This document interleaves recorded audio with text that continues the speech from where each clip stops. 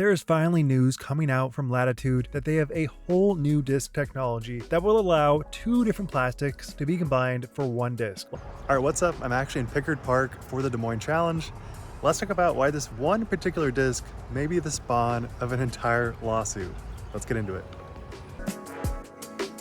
In just a brief shadow, I'll be doing a 15% discount for the 4th of July sale. So from now until the end of the weekend, everything on my site will be 15% off. So be sure to pick up some brand new discs and a brand new bag or shirt. It really helps me support this channel. Alright, so this new stuff coming out of Latitude is called Project Grip. It is still early stages, so we do not really know what it actually is entailed. We have this rough diagram that basically says there's a sturdy, stiff rim and a soft, grippy plastic on the inside. And what's funny is that there actually is a typo in the middle of the description about this. So this feels very reminiscent of MVP, with that very sturdy external rim and a much flippier, softer middle plastic on the inside. And then when you look at Clash, it feels like a very different thing because Clash is basically doing two different plastics, one on the bottom, one on the top, whereas this feels like they're actually merging two different things into one singular plastic, and Tone is very much two different plastics stacked on top of each other. So even though there was some mention that, oh, this is like the end of Clash Tone discs because they're almost certainly going to get hit with a lawsuit, I think while that could potentially very much be the case, I ultimately don't think there is enough legal ground to even make that assertion. But going into the specific lingo of each different style, starting with MVP, it is a patented dual polymer molding process that allows the outer ring to be made with heavier material, which creates a disc with lighter core and a heavier rim. Tone's marketing states the bottom of the rim is made with a stiffer plastic, while the top is made with a very grippy premium plastic mixture. This technology combines the best properties of the two plastics in a new three-dimensional appearance.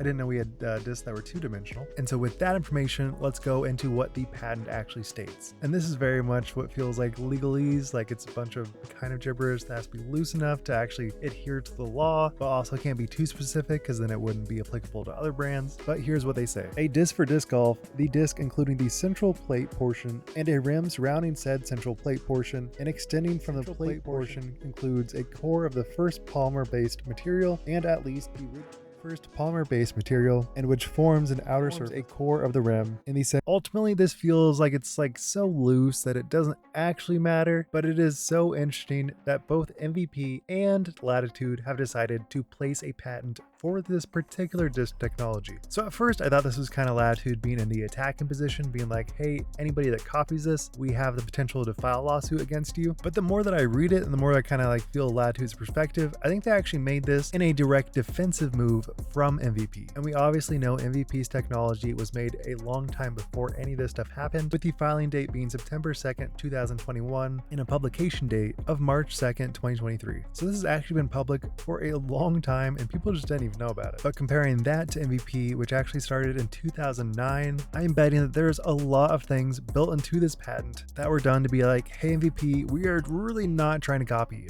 And looking at the plastic, I have to say it doesn't really look that much similar to Clash's or MVP stuff, but filing a patent is not cheap, and it makes me wonder what led up to this decision, because patents are definitely not something you can just casually do. You have to have enough verifiable evidence as to why your unique patent provides something new to the market. And according to this Forbes article, a vast majority of patents are worthless. Around 97% of all patents never recoup the cost of filing them. Contrary to popular belief, a patent does not protect your technology from being infringed upon. It merely affords a legal recourse in the event that someone does. If you intend on enforcing your patent rights in court, plan on spending 3 to 5 years. So while the marketing definitely does want to push this patent as making it something more than it seems to actually be, I ultimately think this patent is somewhat worthless, but it also gives me so much hope for the future of what this technology can be. And if this was any other brand, I would probably have major doubts. But my favorite plastic out of everybody in the entire market is hands down Latitude's Royal line of products. Every single disc out of that lineup has been just everything that I want in a disc. They have great fairways, mids, distance drivers, overstable drivers. They have everything that I'm looking for. So even though I have major doubts over if this is going to actually be something I would want to throw, I feel very happy that they're the people that are actually doing it. And the last thing I want to bring up is cost. People have had so many concerns over the cost of discs that have these dual plastics, and that is definitely a potential issue, seeing as how the double steady wild honey I think sold for $34.99 or something crazy, and that will just not stick in this current market. Nobody is willing to pay that much unless you are just a total anomaly like me. So whatever the price does end up being,